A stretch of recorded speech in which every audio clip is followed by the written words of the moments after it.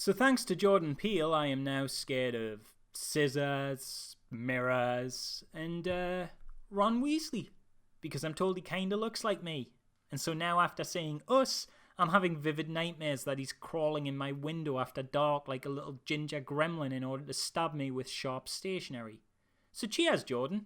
Thanks for that. Adapted, one can only assume from this 2014 meme, Us is a 2-hour-long Twilight Zone-esque horror roller coaster that presents a significant statement of intent for director Jordan Peele, who, now with only 2 directorial efforts under his belt, is fast becoming one of the most unique and prominent voices in the horror genre. It's weird to think that at the age of 38, the guy whose first credited role on a movie was in the short film Boner Boys has reinvented himself to be an Academy Award-winning screenwriter-director powerhouse, the likes of which hasn't been seen in a good while, especially in the horror genre. Jordan Peele, in just 2 movies, has become synonymous with film quality. His name being attached to the helm of a project has become an advertisement in of itself. That's actually insane. Don't get me wrong, there's certainly a lot of directors equally as skilled out there with more entries in their filmography, but a casual audience aren't saying, hey, do you want to go see the new Alfonso Cuarón movie? The same way they once said, you've got to see the newest Spielberg film. And yet, I'm hearing people say that about Peele already only 2 films in. And very few directors have that honour where their name has the same star power as the much more marketing-friendly leading actors. I just think it's worth noting that Peele already seems to be sitting comfortably alongside the likes of Tarantino, Scorsese, and to a lesser extent Christopher Nolan and James Cameron as one of the few guys to have that household name distinction. I mean, granted, I'm very much aware he's had a celebrated and prominent role in producing television for years now, and that's definitely played a part in getting his name out there, but that's still a hell of a massively impressive transition to make. Not many people can crack out an Oscar winner on their first shot at filmmaking, even with all that experience in the entertainment industry. And now that he's absolutely smashed it with his sophomore effort, we're really starting to see the formation of what could be Hollywood's next great auteur. But enough about the man behind the movie, let's talk about the movie itself. Us tells the story of Adelaide, portrayed by Lupita Nyong'o, a woman who, in her youth, experienced a strange and enigmatic encounter with a young girl who looked exactly like her in an event that caused Adelaide to suffer from a great amount of PTSD.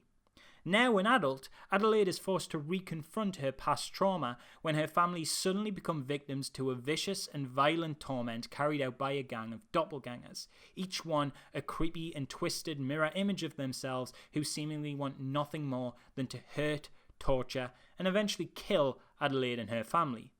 To put it quite bluntly, Us is very, very, very, very, very good.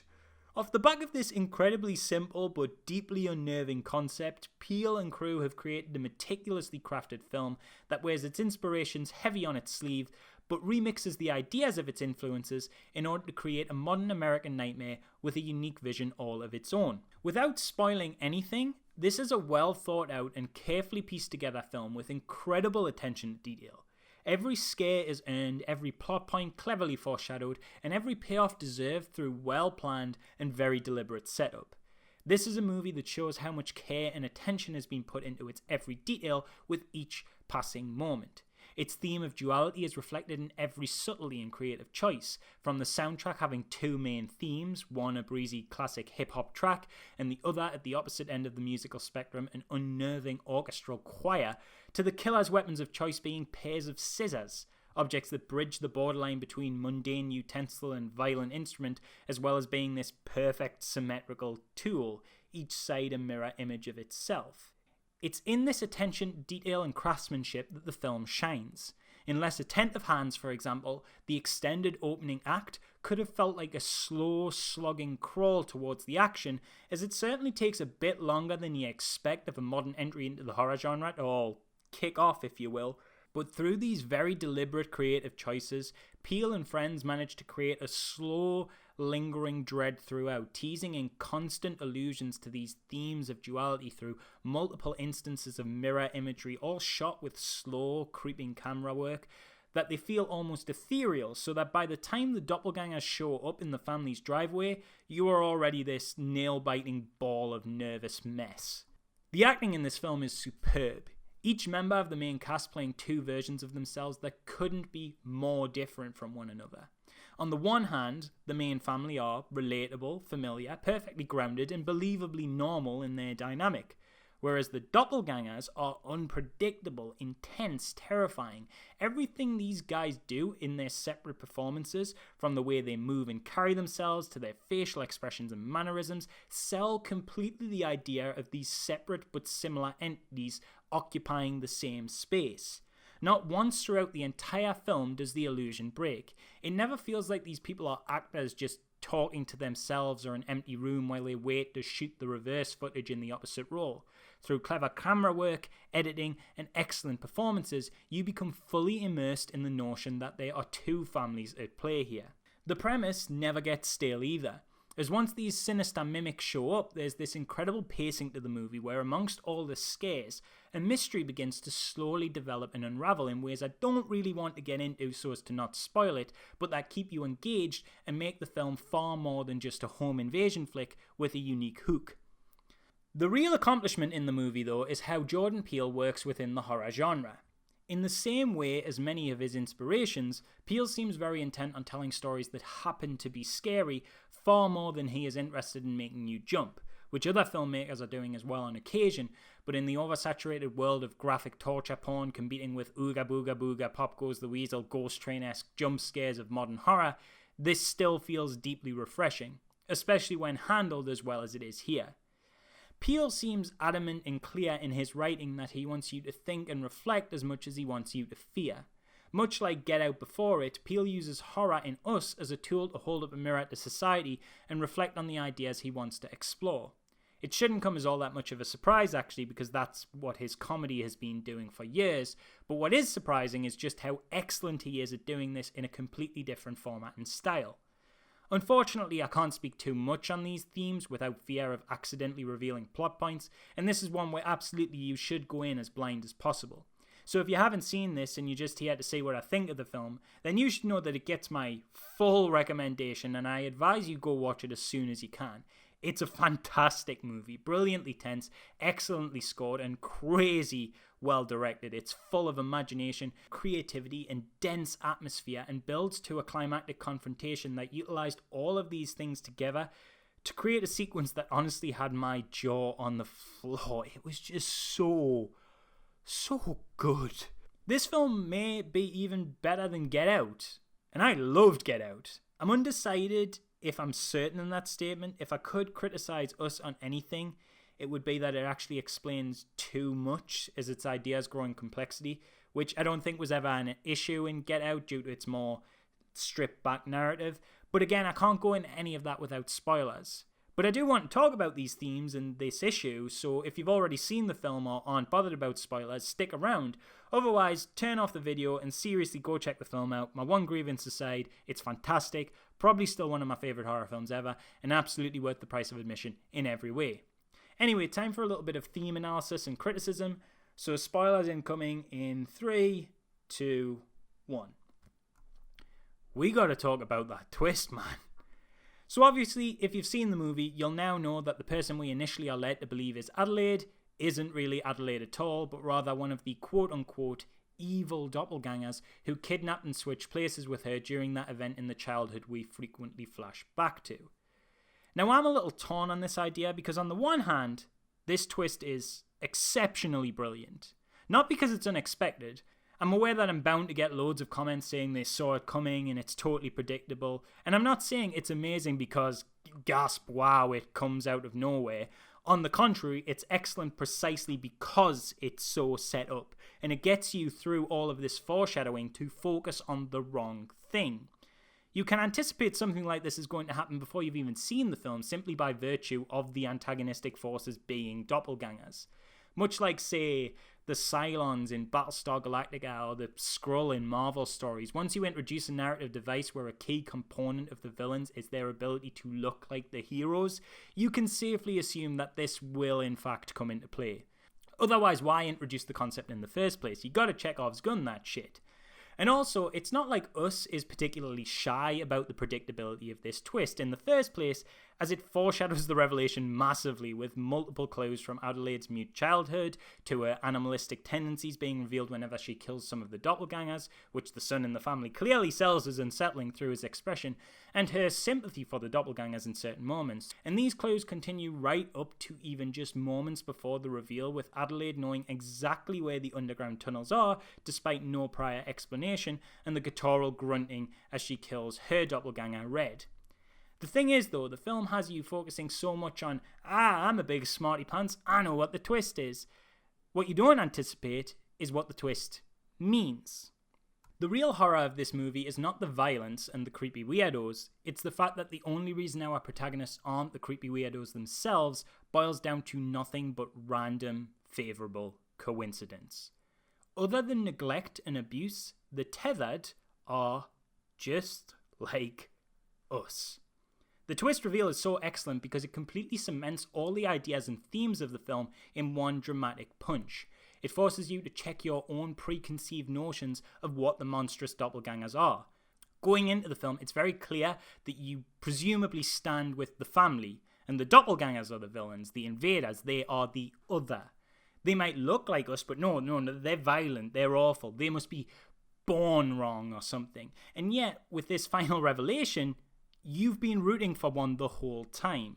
And obviously this bears eerie similarities to concepts we maybe don't like thinking about within our own reality. I feel that thematically the film it bears closest resemblance to is not any of its horror influences, but rather the documentary Three Identical Strangers, which tells the story of three separated at birth triplets, each adopted into different families, being reunited at age 19 through a coincidental college connection. The three men, though biologically as physically close to one another as humanly possible, live extremely different lives, likely as a result of their environment and upbringing. Both films deal with the psychological concept of nature versus nurture, which as an idea begs the question, how much of us is a product of our biology and ourselves as people, and how much of us is just down to circumstances outside of our control. In Us, the real Adelaide had no say in her kidnapping. She didn't get to choose not to be taken into the depths by her doppelganger, imprisoned in a neglectful, abusive and dirty hellhole for 15 years, and never see the sky, her parents, or food that wasn't raw bloody rabbit ever again. And yet when we see her for the first time with violent intent in her eyes, we don't even entertain the notion that she was a victim of circumstance. A brilliant touch was the inclusion of giving her a broken, crackling voice, which not only foreshadows the reveal, but also spells out the audience's own bias. Hearing the voice for the first time, I put it down to just her once again being the creepy, weirdo, violent demon thing. Like, oh, she's got a spooky voice. That just adds to her whole evil vibe. When in actuality, the voice was a result of a physical disability the Adelaide we are actually rooting for gave her when crushing her throat in a violent attack. That's nuts. That's amazing. I've never come across a twist that so inherently changes our entire perception of the movie prior. It's awe-inspiring stuff. The film is very clear in its message. We could be the people we see as monsters if only we were born under different circumstances. And this concept comes with so many moral grey areas to think about. Was the protagonist wrong to want to escape that life in the first place? Was the antagonist wrong to want revenge for all that was taken from her? Are any of the tethered at fault? Are they just products of their environment? It's a lot to think about. Now you might be wondering what issue I had with this whole final act, since I'm heaping boundless amounts of praise in its direction despite mentioning how I was actually torn on it. And that's because while I think the twist itself is brilliant, I have really mixed thoughts on some of the steps we take to get there. Like I briefly mentioned earlier, for me, the film maybe reveals a little too much. In kicking off the third act climax, our evil Adelaide doppelganger drops a massive exposition dump, which throws out a lot of intense concepts like secret lab cloning experiments and government conspiracies to control the population, and like there's some world building stuff that tried to explain the mechanics of the doppelgangers and how they mimic their above ground counterparts' movements and behaviours, and I just found it so deeply confusing and muddled and overly busy. I understand why it's there, because it allows for the setup of the tethered as entities with real motivation and a sympathetic quality, as opposed to just random weird creeps who crawled out of the dark one day. But on the other hand, I kind of like the idea of random weird creeps that just crawled out of the dark one day. I don't feel like I need the explanation of where they came from. For me, they could have just always been there, and I wouldn't have questioned it. I personally think this could even still be done without giving up any of the strong theming. They can still be born into disgusting conditions, drawing parallels with a mistreated underclass, and the Adelaide switch can still happen and stuff. I don't think you lose anything with a lack of explanation as to how they all got there. Well, you maybe lose one thing in that with the lab storyline, there is a clear and willful abandonment of these people on an upper class's part, but everything else I think done correctly could remain intact, and I feel like the lab thing just really muddles up a lot of stuff. The opening vibe, for example, given off with all of the symmetrical coincidences and allusions to the 11:11 Bible verse, create a dread-filled atmosphere that implies a kind of supernatural element to the whole film.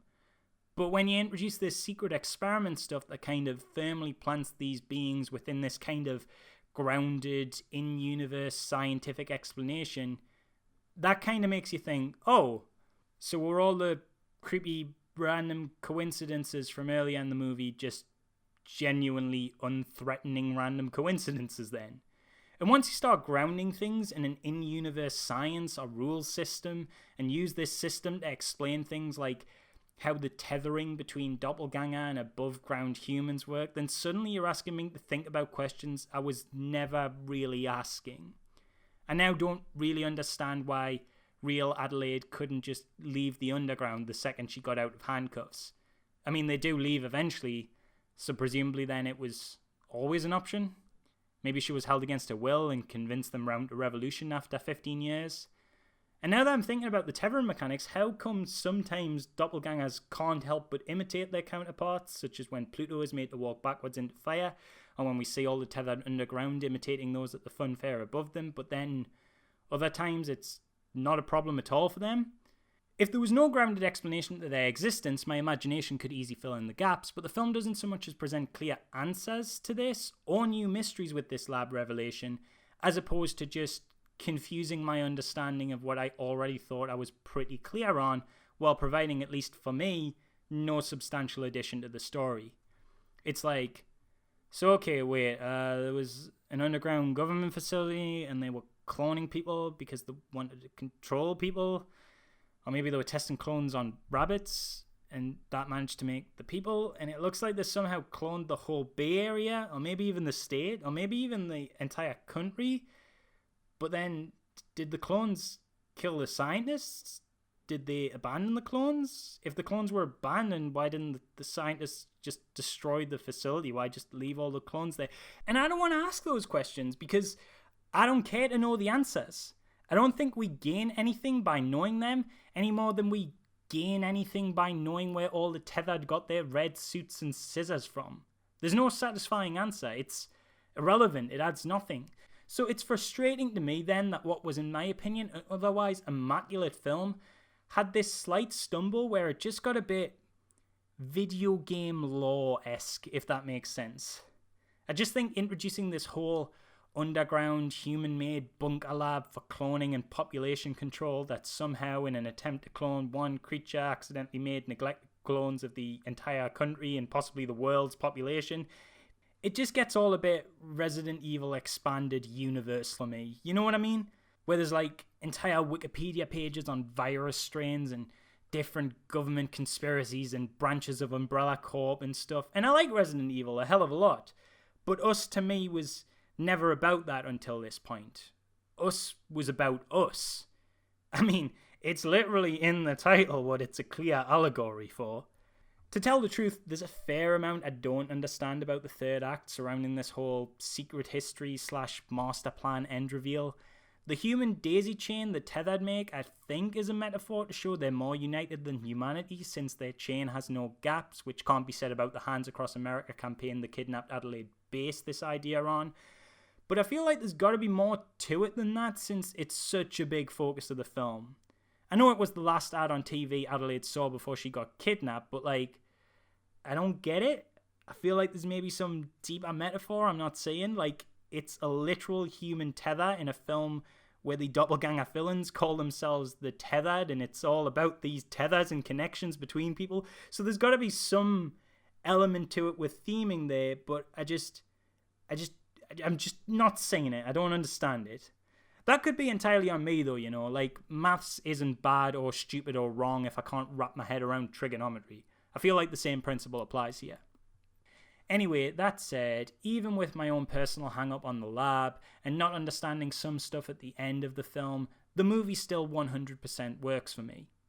The plot may get a little contrived there, but the narrative works on a level of story and theme. It's effective. It makes me think about the things it wants me to think about. My brain might not get some stuff, but my soul understands all of it. As pretentious as that line sounds, it's inherently true here, and that's what matters with effective art, at least for me anyway. To put it one way, if I had to apply a star rating to it, I've got to say... Sorry, that was terrible.